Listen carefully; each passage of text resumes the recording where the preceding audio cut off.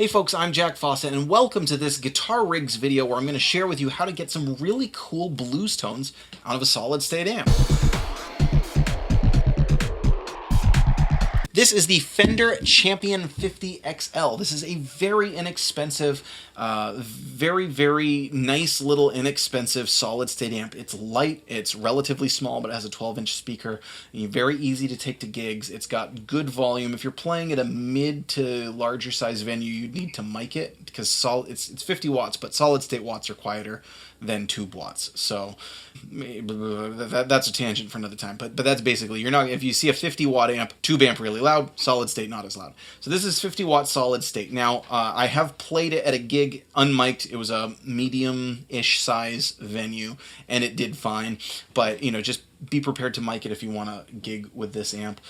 It's a really cool amp. I'm really impressed with the tone that you get from it for the amount of money that you have to pay for it. I wish they had stuff like this when I was starting to play guitar, because the amps that they had out then weren't quite as good, at least the kind of more beginner level amps. So anyway, what's really surprised me is how cool blues tone you can get out of this amp.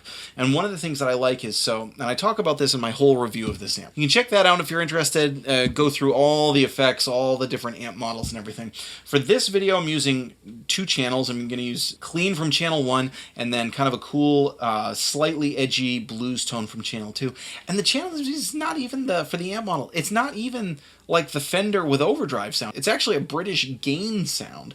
And what I do for that is I put it on that setting, but then with the gain rolled quite a bit back. Now the thing that I like about that on this amp is it retains this nice kind of, again, slight edginess, a little bit more fidelity to the note, where it's not just really round overdriven sound. And I know what you're going to say. You're going to say, well, wait, but the round overdriven sound, that's blues. Yes, but for kind of the blues tone that I'm talking about, a little bit more of a modern blues tone. I'm thinking more along the lines of like Strat players like Kenny Wayne Shepherd, Gary Moore, not quite as high gain as what Gary Moore would have played. Maybe Johnny Lang-ish. I know he played a Telecaster and everything, but a little bit more of a modern blues tone and less of that lower fidelity vintage blues tone, which is a great tone. I'm not knocking that or anything. I'm just kind of thinking about modern players and what modern players are going to look for out of a blues tone. This is kind of in the realm that I'm thinking.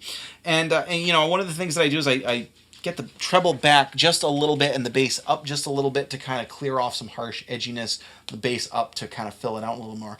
One of the things that I like about this that I was going to say a minute ago until I got sidetracked by my own thought process is sometimes tube amps. Now, tube amps are king for blues, right? Everybody uses tube amps for blues, which is great. I love tube amps.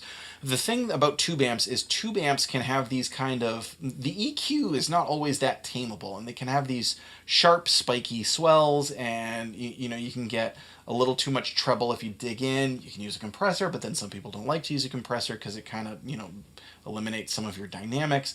You can certainly get swells in the lower mids around like 100 to 500 hertz-ish. You can get some, particularly with a bigger tube amp or something. There can be a lot of frequencies that are challenging to tame with a tube amp. And with a solid-state amp, if you get a good solid-state amp, the tone comes across a little bit more even, a little bit flatter, and a little bit more tameable.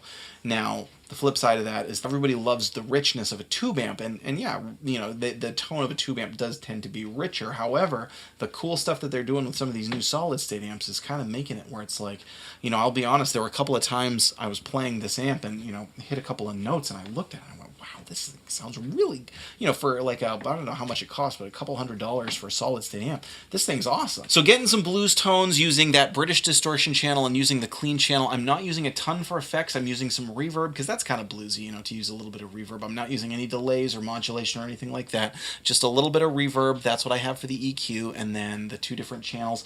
This guitar that I'm using, this is an old modified Highway One Stratocaster. It's a 2003 Highway One Stratocaster that's, this is all new electronics and pickups, and I even put on some vintage style tuners just because I like that look. The pickups are Andrew Robertson Blue Jays. Andrew Robertson makes pickups. He's in Manchester, New Hampshire, which is not terribly far from me. He makes these great hand-wound He makes these great hand wound pickups that are nicely affordable, especially for what they are. They're unbelievable, and you don't have to pay really any more than you'd have to pay for Seymour Duncans.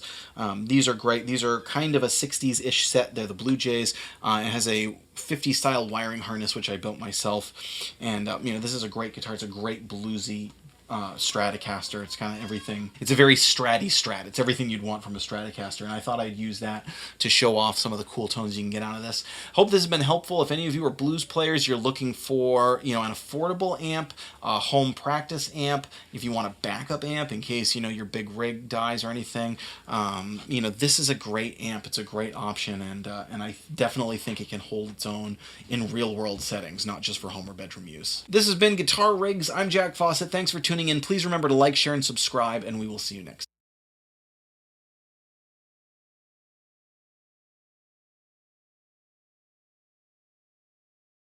time.